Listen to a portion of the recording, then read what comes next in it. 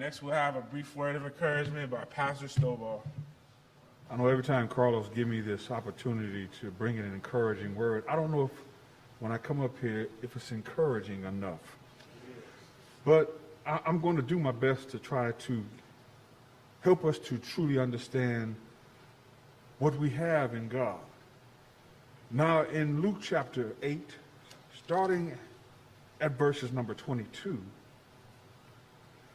the title in which I have is that the wind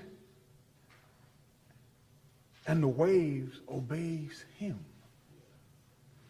So if you kind of like put yourself out at the beach, you're standing on the beach and you're watching the water, the waves come in. And here in verses 22 it says, now it happened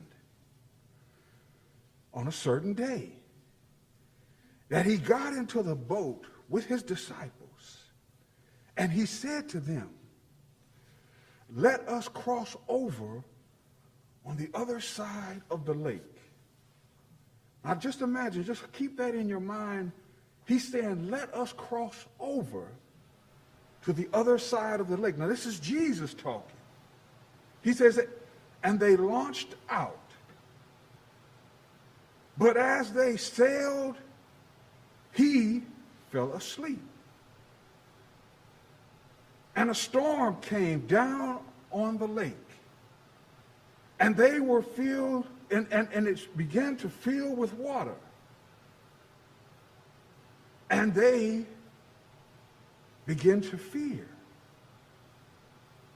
And they came to him and woke him and said, Master, Master, we are perishing. Now you're in a boat.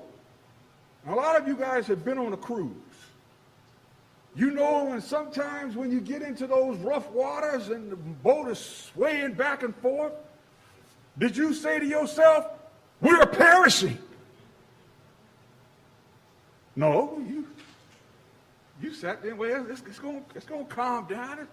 Well, I'll get into a position where I kind of ride with the waves so I don't get seasick, right? Just imagine that the fact that this is where you're at. And then he arose and he rebuked the wind and the raging waters. And they ceased. And they were calm. And he said to them, where is your faith? And they were afraid, but they marveled. Why did they marvel? Saying to the one another, who can this be?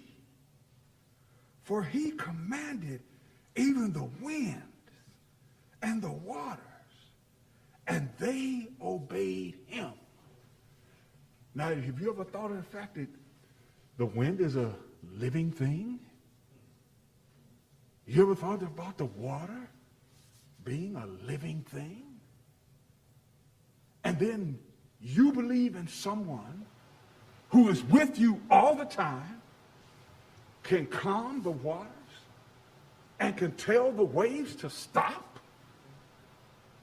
This is who and what you believe in. This is who you guided by. This is who stands with you when you get up in the morning and when you go outside and you get in your car and you go to your job. And yes, you might have cursed on the way because somebody cut you off.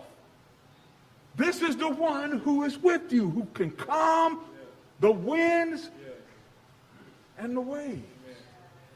So my question to all of you, I guess it's supposed to be an encouraging moment.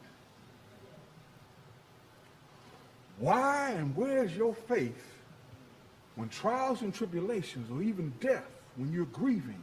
Why do you doubt him when he has always been with you?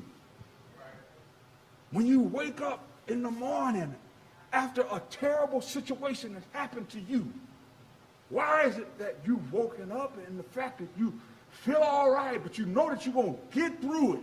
You know that it's somewhere, somehow you're going to gain some energy to get through it. When you have in your possession the one who can calm the winds and the waves. Amen.